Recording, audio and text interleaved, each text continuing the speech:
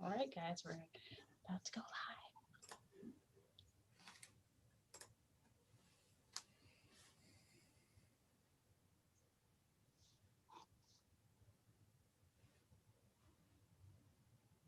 All right, guys, we're about to go live. All right, we're on. Good morning, everyone, and thank you for joining us today for our JA Career Expo with East West Bank. Now, this is the second time that some of these guys are participating in this expo, and so we have a lot of great information coming for you guys, and just a good conversation. So, as we get ready to open up, I'm going to ask each one of you guys to go around and just introduce yourselves. Tell our viewers what your role is for East West Bank, and then we'll jump into some questions. Corinza, let's start with you. Hi, everybody. My name is Carenza Hernandez. I'm an assistant manager for our BSA department. BSA stands for Bank Secrecy Act. Just a really quick high level, because I know a lot of you are probably wondering what that is. Our program has multiple units, and we primarily focus on identifying, measuring, monitoring, controlling, and managing our compliance risk for East West Bank. In a nutshell, what we do is we try to research and find financial crime, and we just want to be able to keep us within compliance. So it's nice to see everybody. Nice to be here today. Thank you. Wonderful. Great to have you, Corinza. James, how about yourself? Good morning. Good morning. Happy Friday to everyone. My name is James Hans. I'm the area manager for East West Bank. What does it mean? It means that I'm running the retail side on the Dallas area.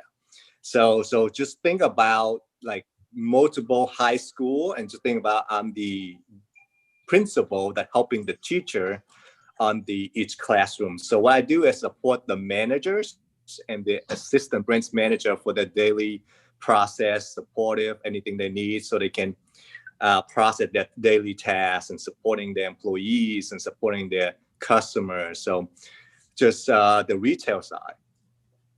Wonderful. Great to have you, James. Sook, I'm going to cross over to you. Would you give us a brief introduction about yourself and what you do for East West Bank? Oh, you're on mute. Good morning, everybody. I'm very excited I cannot see you, but I guess you guys over there too. So I'm very excited about it. My name is Sook Lee. I'm at the branch manager at the Harry Hines branch. I'm the one front line to face the customers. So, and when you open the accounts, and then we just take care of your asset and money too. So most likely I see more customers. Having fun with your customers too. Fantastic. I'm going to cross up to Dustin. Dustin, this is your first time. So tell us a little bit about yourself and what you do at East West Bank. Good morning, and thank you for having me. Yes, this is my first time participating in the Junior Achievement event, and I appreciate it. It's very much a privilege. As she mentioned, my name is Dustin. I work at East West Bank in C&I portfolio management. C&I stands for commercial and industrial. Our role in portfolio management is we are embedded with the commercial lending staff. A big part of what we do is credit underwriting, and which leads into closing and post-closing monitoring. I've been in the commercial banking industry since August of 2002, and have been in my current role since January of 2019. Thank you again for having me. Wonderful. Welcome, Dustin. And last but certainly not least, we have Richard. And Richard, I'm going to ask you to introduce yourself, and then also kind of give us a little bit of background about East West Bank, if you can. Sure. No, thank you.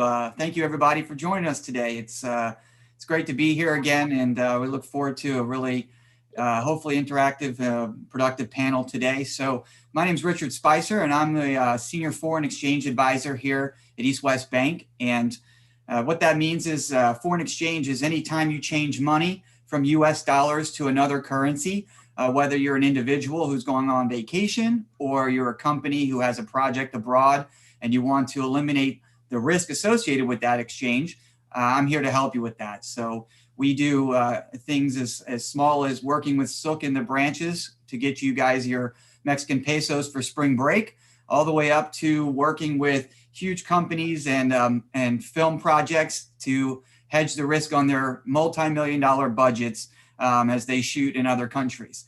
So a wide variety of activities that I get to take care of, and I'm very lucky to do what I do. As far as East West Bank is concerned, we are what you would call a large regional bank. We are over $50 billion in assets, which may sound like a lot, but in the range of banking, it's a fairly good size. It's not a huge bank, but we're a good sized bank. We've got several hundred locations that span the country from California all the way to New York. And we're actually very unique in the fact that we also have a Chinese bank and a banking counterpart in Hong Kong. So we're one of only 3 U.S. banks that have both a Chinese banking license and a U.S. banking license. So we're kind of unique in that aspect.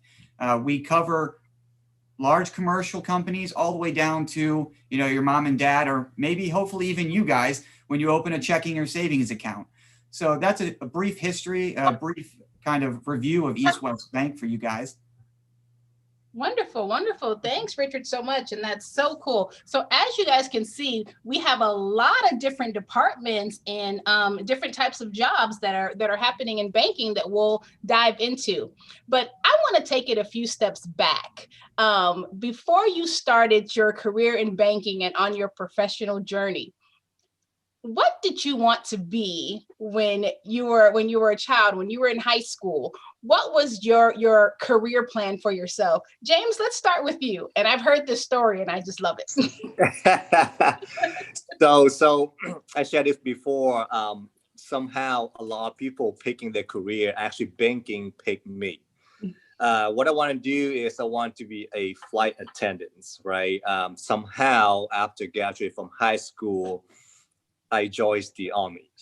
After coming back from a couple of tours, come back and starting my college again, a friend of mine introduced me into banking. So I would start as a teller of banking. So, you know, I'm still thinking, hey, I just want to go to be a flight attendant. Somehow, when I start banking changed me. So I twist and turns my career into business majors. And then I stay with banking scenes. I love it. You know, I got to see a lot of different people. Different people have different needs. Like Richard mentioned earlier, everybody's different. I mean, it's exciting to help what the needs is and to be able to assist them to accommodate and or help them to achieve their goal, financial goal, or whatever the difficulty is. So I love it. It's my daily job. I got to meet customer. I got to help support Suk and her teams, and of course, great partners to work with. Right. So that's pretty much it. Good. Thanks, James. What about you, Dustin? What did you want to be when you were in high school? That's a very interesting question, and I know our audience today is almost exclusively high school students, so I hope that I don't date myself here. However, in middle school and high school, my honest dream job was to make footballs. I'm just being straight. That was what I wanted to do, whether it would be working in a manufacturing facility or being a manager. That's what I wanted to make footballs. When I came to the realization that was probably not the smartest thing to do, I just kind of let that one go and moved on. So I jokingly say sometimes that for those of y'all who are familiar with the movie Happy Gilmore, where he was a hockey player playing golf, I'm a banker who wanted to make footballs. So that's kind of the way that I feel sometimes. But I came out of high school. I'm from Galveston. I came out of high school in 2000, entered the industry as a part-time teller in retail in 2002, and then progressed from there, had the opportunity to become university educated. But this industry is very unique into, at least from my point of view, in 2 specific ways. Because you work in a bank that has, of course, access to money, it is an industry that allows people to literally achieve and to make their dreams become their reality. And you have to cross a lot of hurdles in order for that to happen, particularly on the larger and more complex credits. But it's unique in that respect. And I also feel that it's unique in that most places that sell a product don't want their product back. They sell it, they sell you grass, they sell you a house, they sell you a car. They don't want their product back. Banks are very unique in that when we lend, we want our product back plus interest. It's very distinct in that respect, and it's something that I really enjoy. This really, for me, me coming into this industry was almost by mistake, but it's been good and allows me to provide for my family reasonably well. Wonderful. I can say I have never heard of anyone that wanted to make footballs. That was my dream job. My parents and my older brother would tell you that. Well, you may have had a career path with the New England Patriots. You know, they have an issue with football. I'm sorry. Well, their issue isn't necessarily that, and I love that, and thank you for saying that.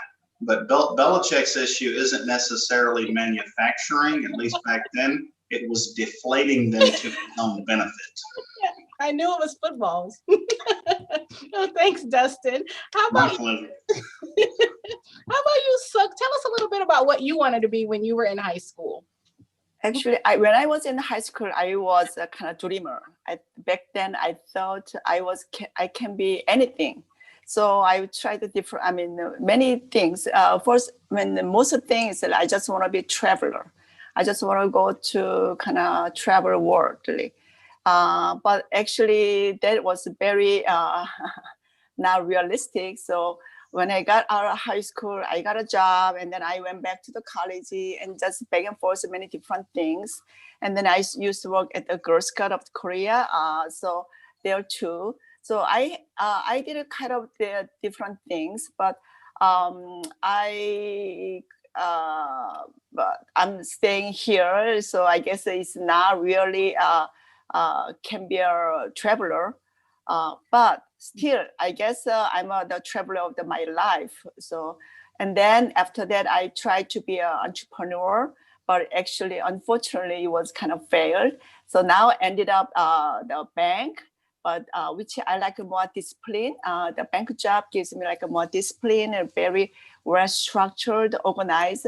So which I like it. And then banking is a kind of service industry. Something sometimes I think service means I has to come from my own genuine, my personality too. So now I do with a very good relationship with my customers, and they talk to me many different things. They appreciate my service. So at this point, I just really, really happy. And then it is a kind of blessed job for me. Great.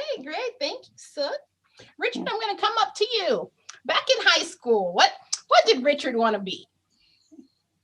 Yeah, so actually in high school, I wanted to be a CIA agent or work for the NSA. So I went to high school and I studied Mandarin as a second language and applied to the NSA for a scholarship to go to college as a linguistics major. And I always tell people that, you know, if I was really good at my job, that actually may be what happened. So just.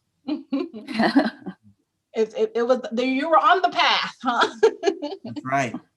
And it kind of sounds like you were suiting yourself up for Carenza's job, huh? If you think about it. Carenza, tell us about you in high school. So in high school, I actually wanted to be an elementary teacher. I wanted to change the world and, you know, help the children and everything like that. I actually, through college, I got my associate's degree with a focus of teaching. But during college, I started working at a bank. I worked as a teller. And then from there, I made my way to the back office of banking within the BSA department, and I fell in love. I fell in love with what we do, how every day is just a different day. It really stimulated my mind.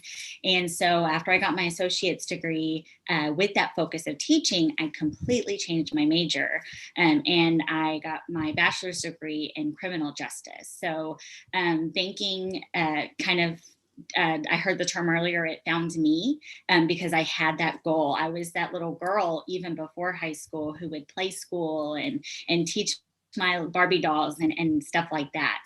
And so that was my main goal and my focus, but that completely changed once I got into banking. And I'm extremely happy with the way it turned out and what I'm doing now. Wonderful. What I love about, hearing each one of your stories is just how the path into your jobs now, you may have taken some twists and turns here and picked up some other experiences to end up where you are. So I want to ask you this, and I'm gonna, this is not the first time that you guys have volunteered with JA. And one of the things that I love about East West Bank, and when I hear from your employees, is just there's always a focus on the customer service and, and being able to be, a part of the community and active. So I want to talk about skills. What other skills that would any of our students watching need to have in order to pursue a career in banking? What do you guys look for when you're hiring people? And what are some of the skills that you kind of picked up along the way that you use every day? So Richard, I'm going to start with you. Sure. So, banking's kind of a different industry because, you don't always necessarily learn banking in either high school or college. It's very much a on the job type of experience. When I started banking, I did not have any banking experience other than a business degree from college. So what I look for when I'm, interviewing or hiring people is really most importantly communication skills and problem solving skills. I feel like problem solving skills is the best skill that anyone can have really for any job, because it's what separates you from what I call a button pusher, someone who can take it, a command and finish a process, into somebody who I can say, listen, we're having trouble in this area, take a look at it and tell me what you think. And if you can do that, be given a problem and come up with a solution without having to be walked through it, makes you a very valuable asset to any company, and that's including in banking. Fantastic. Very, very, very good. What about you, James? What skills do you look for? Well, for me, I would like to tap a little bit on what Richard mentioned earlier. Communication skill would be the key for retail, right? It's one of them. The three major components I'm looking for. So communication is one of them, because, it's not what you say, it's how you saying. And Suk mentioned earlier, banking is a service industry. Sometimes your conversations, your communication could impact tremendously on people perceptions on how banking is. That's number one. Number two, and again, what Rich is saying is problem solving, right?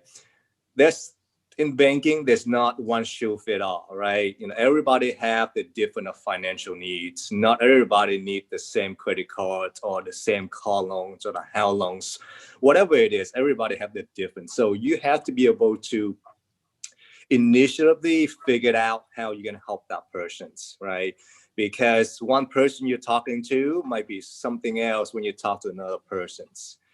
And the third one I'm looking for is, of course, appearance and professional, right? Of course, when you work in a bank and you're representing a bank, dressings and dress code is gonna be top notch, right? People come to you and you dress floppy or not professional, people might think twice about your bank. And of course, professionalism is the key as all. It can be profession, doesn't matter what. In banking, I always say, when people get upset at you, it's not you, it's the situation. So you gotta be always professional when you talk to people and acting in front of everyone. So that's what the three keys I'm looking for. Good, I like that. What about you, Dustin? What are some skills that you've acquired or that you brought in with you and that you look for? And I really like this question for a variety of reasons. And I want to clearly articulate my view on this. And my response will be a little bit of a left turn, but I think it'll make sense. I don't necessarily, in my current job, make hiring decisions or interview candidates. That's the individual that I report to that's known by other people on the panel. However, what I feel is key isn't necessary. Your skills are important without question. However, I feel it's more in your traits. As what I do for a living and having a decent amount of industry experience, and if I'm involved with mentoring you or teaching you a process or helping to educate you on how to use a system, I can teach you the skills. What I'm looking for is your attitude, your willingness to learn, your willingness to absorb what other experienced people in the organization have, leaning into that institutional talent. Sometimes what I've seen, it's more the exception, not necessarily the norm, but with the younger talent coming in, there are times when they feel like they already know everything there is to know. Ladies and gentlemen, this is where I turn the certain switch off and turn reality on. It takes time to learn how things go and to learn from other people in the organization who frankly know more than you do. You're going to get to that point. So my point in all of saying this is having a good attitude, a willingness to learn, a willingness to listen. If you have all of that, you can be taught the skills and you will be wildly successful. That's fantastic, Dustin. In JA, one of the things that we talk about are those soft skills that, you know, you can be completely educated and totally great on paper, but how important those soft skills are to actually get the job and then to maintain the job and grow and get promotion. So thank you so much for answering that question like that and bringing that to light. And my pleasure. May I add something to it? Absolutely. And please understand, I'm very careful and very conscious of what I'm about to say. University education is wonderful. I have the privilege of doing that myself, as have another panelist here. Okay. However, that in many ways will help you to get in the door. Once you're in the door, that's really about, at least in my experience, where it stops. Yeah. Then you have to put on your willingness to learn hat and then go from there. Wonderful. Thanks, Dustin. Finally, I'm going to go down to Sook. Sook, what do you look for when someone comes in and wants to work with you? What skills are you looking for? Actually, I agree with everybody saying, but for myself, it's extra thing is the basic integrity and then being honest. I don't have any like a really good the talking to the customers, but actually they trust me. That takes a time. So whoever I see, even hires co-workers and then face the customers, I just highly value the kind of integrity and the honest. Sometimes the people are very like when you go to a department store, they are very nicely, softly talking and good smells talking. But, you know, sometimes you already feel it out. They try to say something. But I think at the bank, what I like to bank is kind of trustworthy. Some people say, do you work at the bank? That means that they just like, oh, I can trust you some ways, somehow. So I think as being honest and trust is the number one to me. And then like the people, this is a people-oriented job.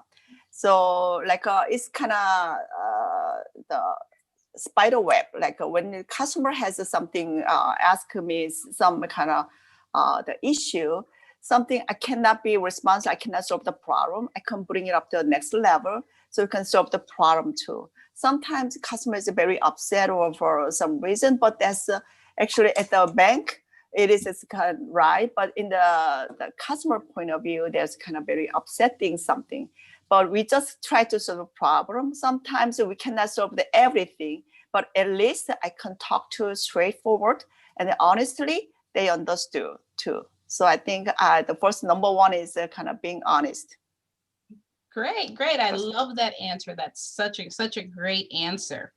So we've heard some of the things that you guys really enjoy and like about your job, like being able to interact with customers. So I'm going to ask you guys a question about the most challenging part of your jobs. Now we know that every job has, right, we call it the give and take. And so often it's important for students to hear that there are some things that are challenging, but yet you still come back every day, right? So we'll start with you, Carinza. What is the most challenging part of your job? The most challenging part of my job is actually something we're going through right now. We're going through an audit, and so this is the type of thing where you've got your everyday plans. You know, I'm a planner. I like to write down every single day. You know, I'm going to get this done today. I've got my due dates. You know, and so on. So I like to kind of piece away at my due dates to get things done. And the most complicated thing about my job is whenever you put a plan down, it's going to change. And so, you know, a problem is going to arise that you're going to have to attend to, or a meeting is going to come up and it's going to completely distract you from your plans for the day. And so you have to be expected of those changes and kind of be able to work on the fly and know that, you know, you can circle back around to something else if you need to. But specifically during an audit time or anything, we've got to focus all of our main focus on that and just to be completely spontaneous, yet still stay focused on your deadlines and your everyday job that you have to be completed. Wonderful. Thanks, Carinza. What about you, Richard? What's the most challenging part of your job? Okay, so before I answer, can you confirm my boss is not on this call? Your boss told us to ask. No. Okay, all right, the question came from. Okay, good. He's been trying to get this out of me for some time now, so it seemed a little suspicious. No, honestly, you know, every day is kind of fraught with challenges, it seems like, especially this past year. You know, we've obviously been, you know, challenged working from home. It's pretty much turned our banking world upside down as the way we do things. So, you know, one of the most challenging things I would say of the past year has kind of been figuring out how we work with others to get things done in a way that's still very efficient and works well for both the bank and the customer. You know, it used to be you could walk, you know, Dustin and I actually office across the hall from each other in the real world, right? Pre-pandemic. So if I ever had a problem with something, you know, Dustin and I were working on, I'd go across the hall and I'd say, hey, Dustin, you know, what's the deal here? Let's try to figure this out. So now, because we are all working from home, we're obviously trying to stay very safe. You know, it's complicated. I have colleagues that I work with that are in California, that are here in Houston, where I live, but not in the office anymore. And so it's been a challenge to keep those lines of communication open and very productive so that our customers, who at the end of the day, we want to make sure it feels very seamless for, don't feel the pain that we've been feeling as we struggle through this pandemic. So I would say, you know, more recently, that's been one of the biggest challenges, is trying to keep communication lines open and efficient as we all kind of navigate these new times. Oh, yeah. And I'm sure, you know, that it's the same situation for a lot of our students that are watching as well, too. We've all just really had to learn and pivot and you know, try to find other ways to be effective. Yeah, very, very Absolutely. good. Very good. What about you, Sook?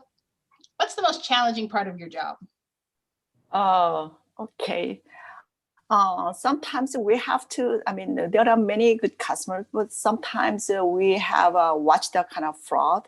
These days, a lot of the technical, I mean, many things to change. So we just do a lot of things, computer to communicate, email to, sometimes customers send a kind of wire request, for example. They said, but sometimes, you know, there's maybe bad guys watching and do things, and sometimes try to disguise too. So I know the customers very well, but sometimes they catch it, and then we have to ask them very carefully. Like recently, some other cases they come in, but they are the East West Bank customer, but actually not our branch customer. So sometimes I don't know detail about the that customer, then I have to ask detailed things, and then sometimes used to get upset them because why do you ask about me? That's my money, or things like that. So sometimes customers very directly ask me, but we have to, just close watch out. We have to protect our customers' asset. So that means sometimes I don't mean to, but we just talk to those things. So as the previously mentioned, communication skills is very important, but these days a lot of the unexpected things is happening. So certain things we cannot say, but certain things so we have to talk to them, and then they just have a different way to take it. So that's it is kind of a bit challenging too.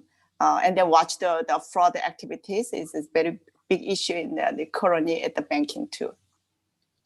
Those uncomfortable conversations that you have to Right. have sometimes. Yeah. Yes. Yeah. How about you, Dustin? What is the most challenging part of your job? And again, you're asking some great questions, and I don't mean to sound long-winded, so I'm going to try to be as brief as I can. However, I speak to university students on this specific subject frequently. And it's the same goes if you're a high school student as you venture out and do whatever it is you choose to do.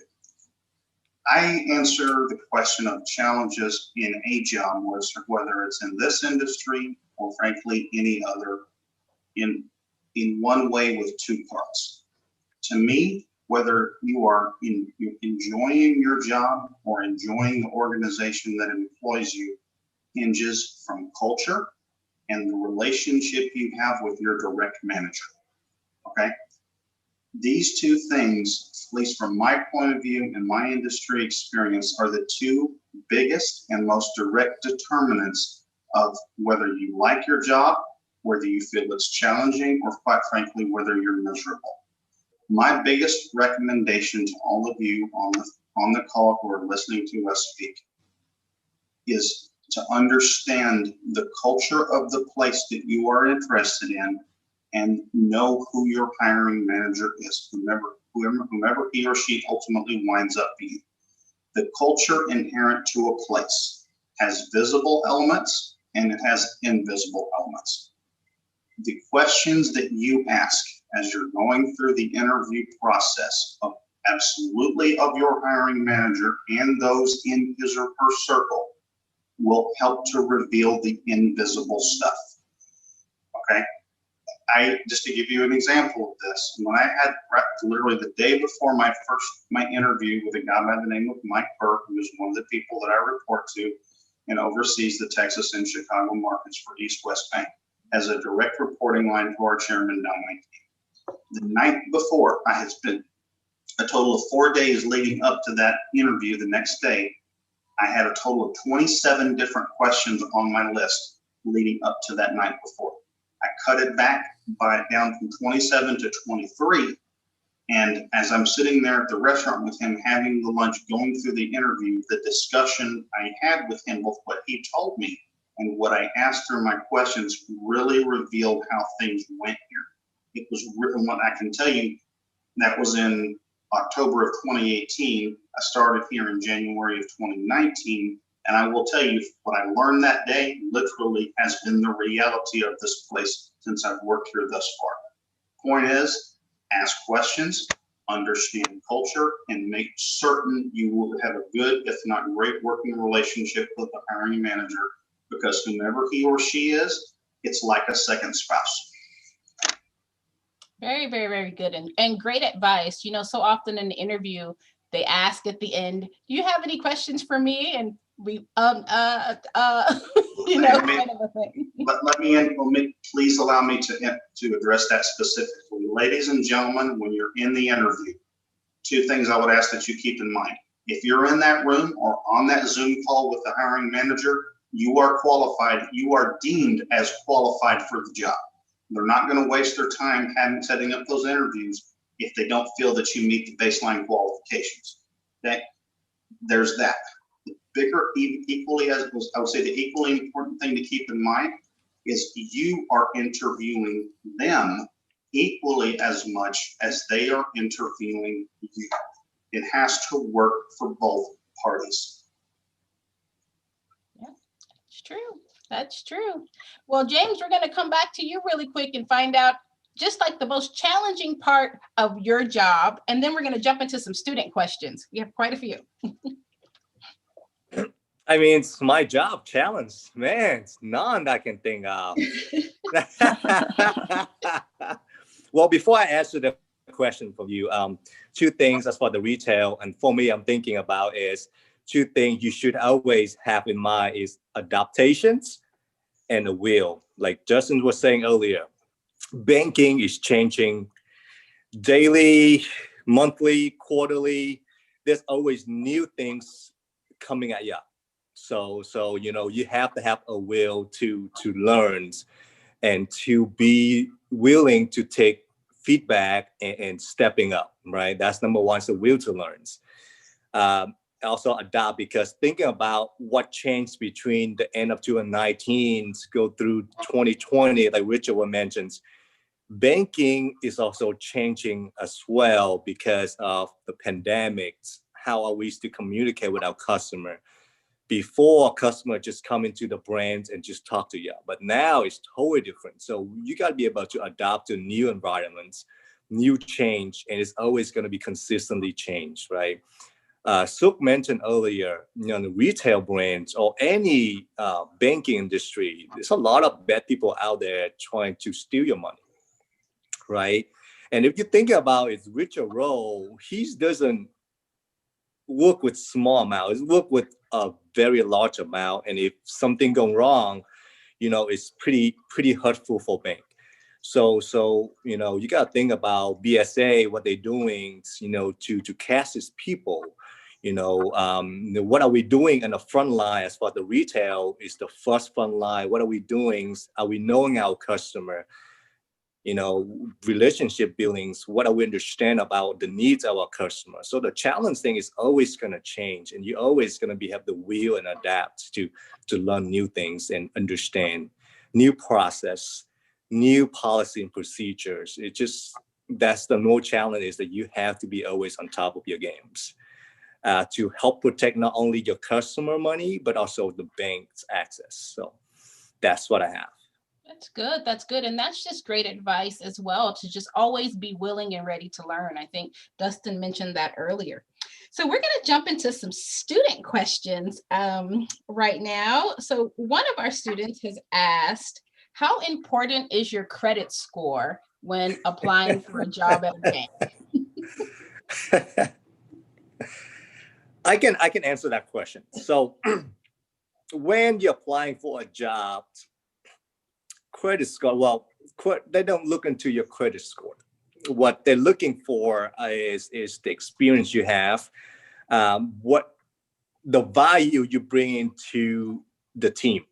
What I mean is the value is what can you do to help me grow my team, right? For example, if I'm bringing somebody in as the tellers, I will look for what can that person do to help grow my business, to help maintain my customer and make my customer happy. So for example, if that person come in interview with me, like Destin mentioned, it just don't ask questions whatsoever, have a very poor appearance and just look down and never be excited. That pretty much, that's a no-go for me. Right. If I'm hiring a manager, I want to understand what can that person bring in to help my team, to help that brand's growth and support and build a team to be stronger than before. So credit score might not be I don't think credit score would be a big factor when you're applying for a job. The big factor is what value you bring into a team and your personality. Great. Thanks, James. Anyone else want to add anything to that? I would like to, if that would be okay. Absolutely. One thing that James, and I agree literally with everything James just said, and he's absolutely true. One thing what he said reminded me of, and I early on in my working life, I said this too, and I'm thankful that I've had these more experienced people set me straight and give me guidance on this. Ladies and gentlemen, a lot of times what you hear people say, again, I did it myself, is you hear them say, oh, I would love to work Okay, that's a good thing. I'm glad to know that you're interested. And then they really don't say anything else and don't really ask any questions. Let me tell you what I was taught is something I will never lose. When you tell a hiring manager or someone involved in the hiring circle that you would love to work there, a lot of times the way he or she receives that is, I would love for you to pay me. This is a really key lesson that I have learned in my life. Here's what I recommend. Here's how I recommend you frame and position your interest. And it goes back to one of the things that I said earlier. It is in your research of the organization, of its senior leadership, and of your hiring manager.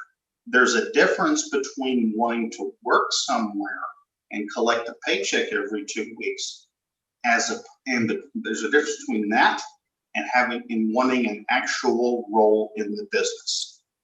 These are two very different things, and you can articulate your interest and your desire to be there through the questions that you ask and the research that you do. I'm speaking from very firsthand experience. It will make all the difference. Good. Thanks, Dustin. Anyone else have anything else they want to add?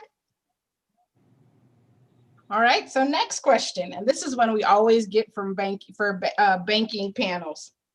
How much math do I need to know to work in banking?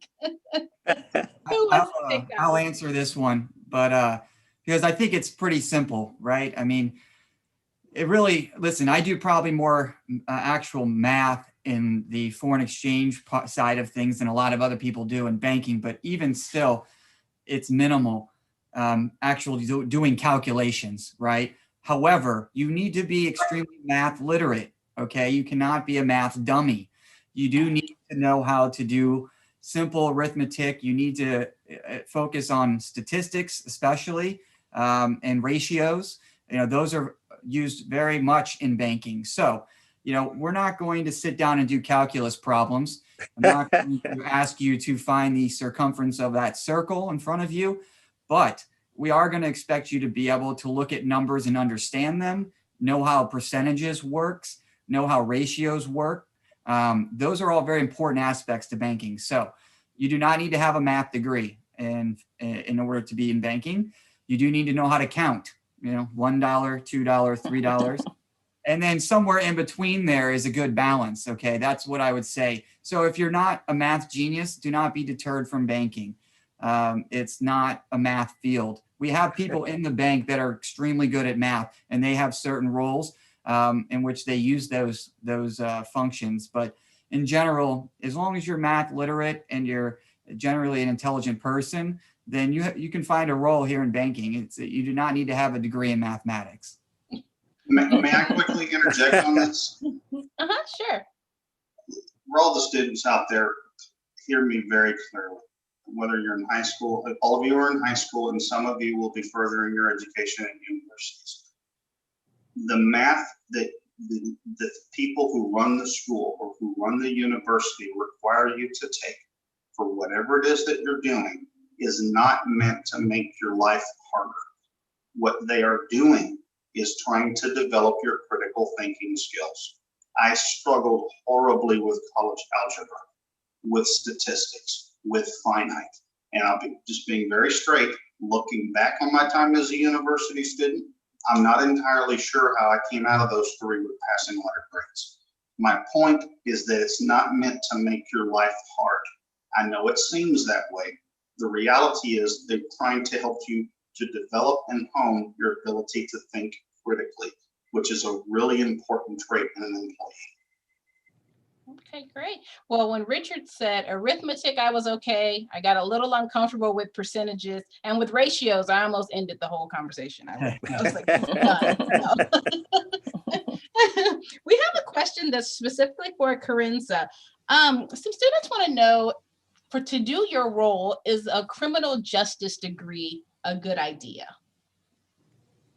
So specifically, we have a lot of my colleagues who have various degrees. You know, a lot of them have business majors.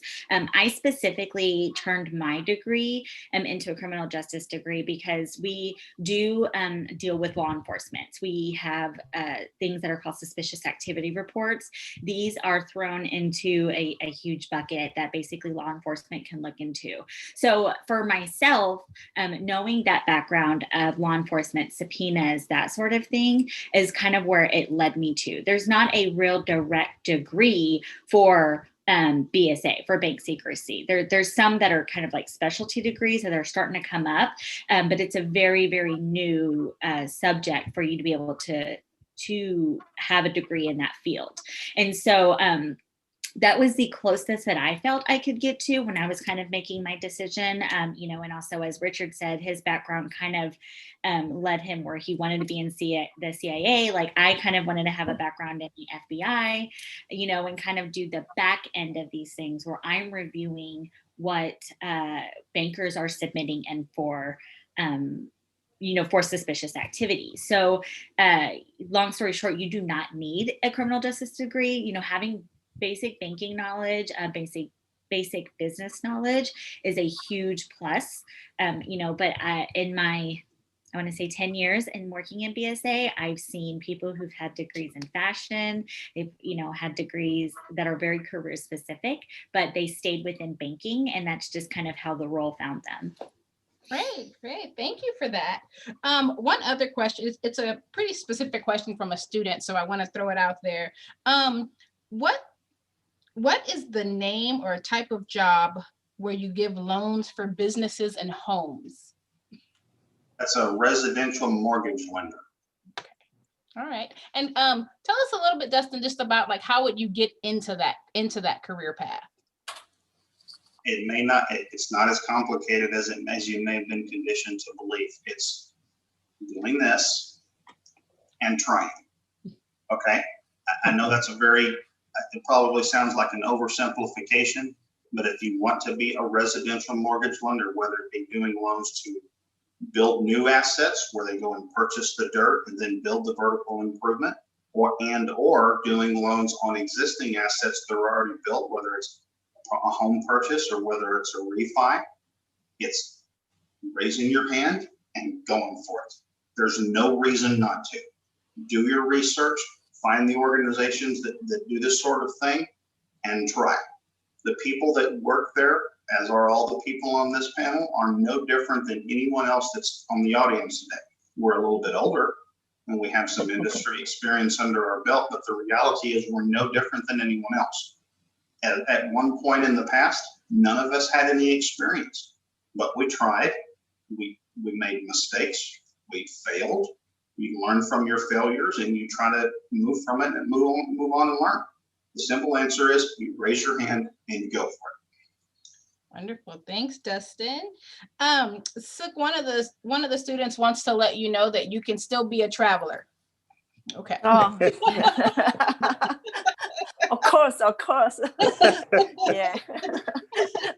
And Richard, they want to know some of the movies that you have helped to make. Sure. So actually, there was one called 24 Hours to Live that came out a few years ago. It was filmed in South Africa. There's one that was called Long Shot. It had Seth Rogen and Charlize Theron in it, where she was the Secretary of State for the United States. And that came out maybe 2 years ago. I worked on that one. It was filmed in Canada. There's actually a big film that I just finished working on. It's in post-production now, called Moonfall, that was also filmed in Canada, and it's slated to come out early 2022. It's a sci-fi filmed by director Roland Emmerich, who you might know from the films Midway or the original Independence Day. He directed that film. So that budget was about $160 million. Wow. So those are some of the films that I've worked on most recently. Wow, thanks, Richard. That's fantastic. I think you may need to send them an invoice because you just did a promo for them. Go see them. We need to get paid back. If there's one other thing that I could add that I hope that would be meaningful for the students as you figure out what you're going to do, if this is an industry that's of interest to you, you hear a lot about the largest banks, the big four: JP Morgan, Wells Fargo, Citi, and what's the other one I'm missing? Bank of America. Bank of America. Thank you, B of A. Those are the large ones, and we see them because you see their branches. They're just all over the place. They have the good commercials and what have you. Then you have the mid-range sized banks such as East West, and then you have the smaller ones, which are community banks. Ladies and gentlemen, if you're interested in doing this for a living, do not, for any reason, please be intimidated by the size or small, whether it's large, mid, try. The people that occupy those organizations, the talent that's in there, they're no different than you or I, and they want to know about you and the fact that you exist and that you have an interest. Build your network and try. Well, we are kind of like at our wrap up point. We actually are a few minutes over, but what I like to do is give all of our panelists the opportunity to just share some words of wisdom with the students, some things that they can carry forth. You guys have covered a lot. You guys have talked about being perceptive and trustworthy and being problem solvers and just having a willingness to learn, being adaptable, make sure you're being professional. You guys have given a lot of really great information.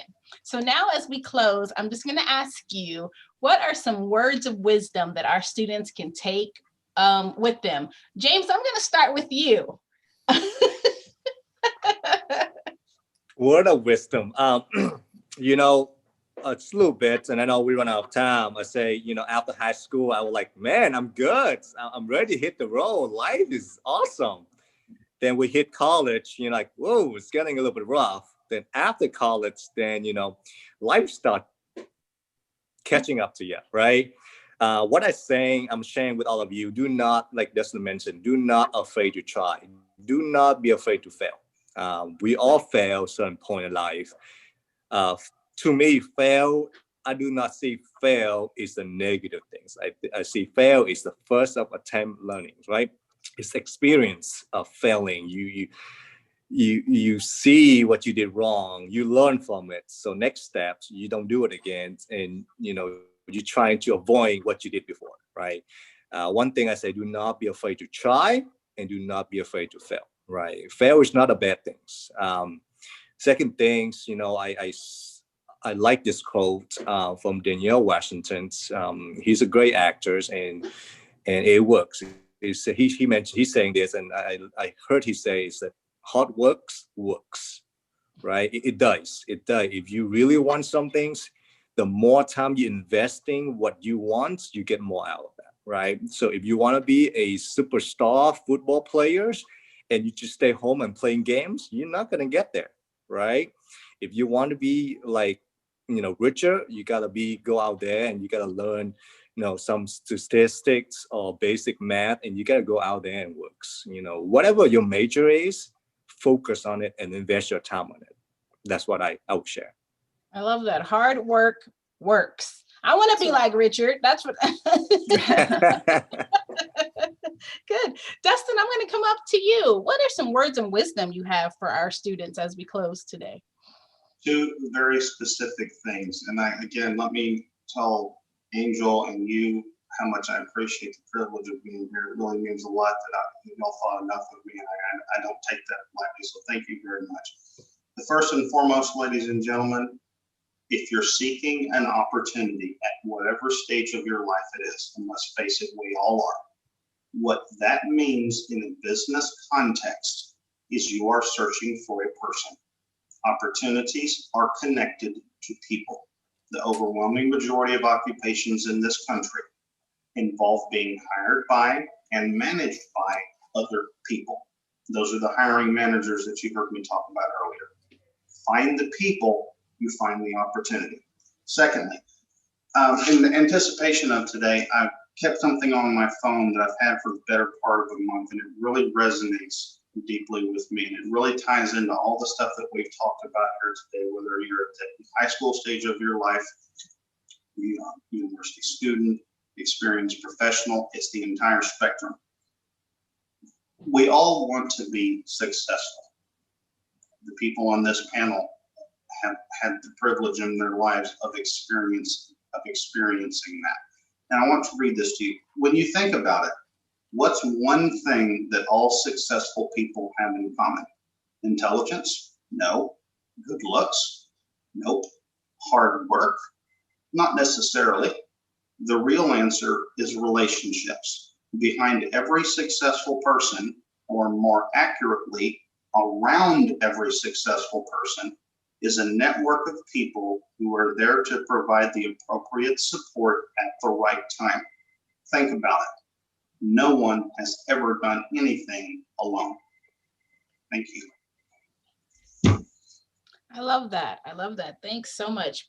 Opportunities are connected to people. That's very, very, very good. So I'm going to come down to you. What are some words of wisdom you have for our students?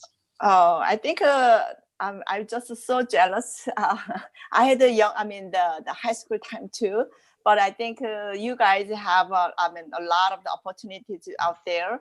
So just life is just about to start. So just try everything, just do your best, enjoy it. Then always rewarded later on. So don't just calculate too much at the beginning. Try hard and just enjoy and get there. Somehow God bless you, get some rewarded. Good, good. Enjoy yourself. Look for the fun things in life. You know, sometimes students just go so, they work so hard and they forget that it's okay to smile. Good. Richard, words of wisdom. Yeah, so I think I would say that what Dustin said and what James said about people is kind of where I always go to with this part. But to be more specific and put a finer point on it, I would say, it's unlikely that you are going to be the first person to do what you're going to do with your career. Maybe there are a few, life-changing, Elon Musk's out there. There are a few, what's his name? Steve Jobs out there. Okay. And if that's you, then you don't need our advice. You're going to be just fine. But if you are, if you want to be in banking, find somebody that who's in banking, who is where you want to be, and make friends with them. Find that person who's successful in doing what you want to do and make friends with them.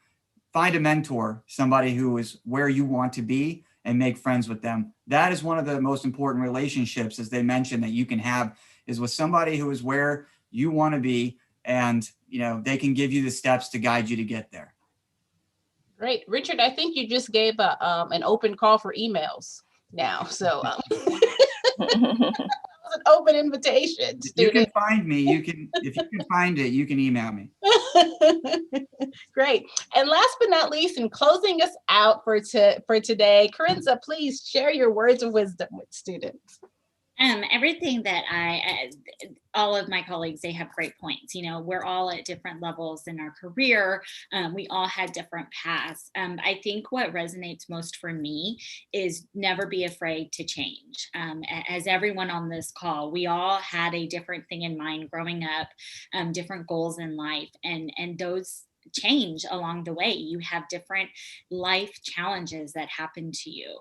Not one person amongst your friend group, amongst your peers, are ever going to have the same life that you will.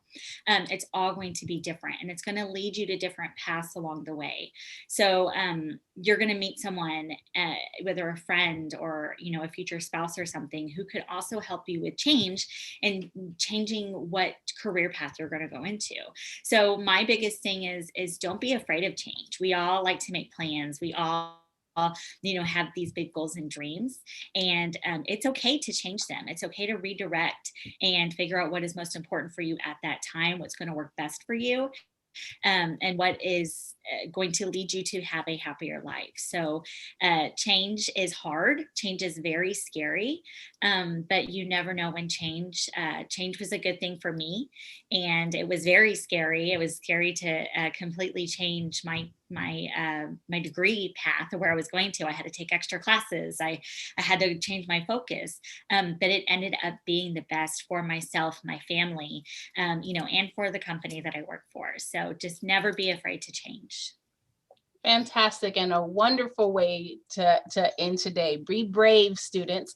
Well, I'd like to thank our panelists for spending time with us today and sharing so much of just themselves and their wisdom and information about their careers. Students, your teachers know how to access this video and the process they have to go through, but it will be available on YouTube for a week. Go home, show your parents, email Richard, whatever it takes. So thank you guys so much for just joining us today and spending time with our students. Thank you for having us. Thank you very much.